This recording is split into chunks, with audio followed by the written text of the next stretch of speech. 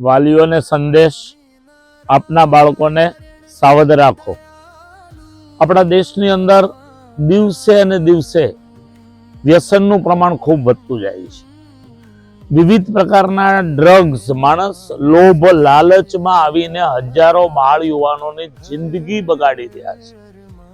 પાનના ગલ્લાઓના માધ્યમથી હોય, નાની નાની દુકાનોના માધ્યમથી હોય, સ્કૂલ કે મંદિરની આજુબાજુમાં, કોલેજોની આજુબાજુમાં ચારે બાજુ વ્યસન ફેલાઈ રહ્યું છે।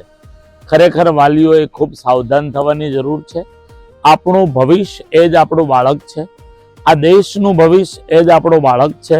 અને એ બાળક જ્યારે વ્યસની બની જાય, કોઈ પણ પ્રકારના વ્યસની ચુંગાલમાં ફસાઈ જાય, ત્યારે એ આખો એ પરિવાર એનો કોઈ પણ રીતે નાશ થતો હોય છે, પરિવાર દુઃખી થતો હોય છે। માટે વાલીઓએ પોતાના નવયુવાન બાળકો ઉપર 100% વિશ્વાસ નહીં છોડીને બાળકો માટે સમય આપો। આપનું બાળક વ્યસની ન બને એના માટે સાવધાની રાખો, કારણ કે આપના જીવનમાં એક જ બાળક છે। એ બાળક તંદુરસ્ત હોવું જોઈએ, એ બાળક શિક્ષિત હોવું જોઈએ, એ બાળક સંસ્કારી હોવું જોઈએ। તો જ આપનો પરિવાર સુખી થશે અને અનેક પરિવારોથી આ દેશ સુખી થશે।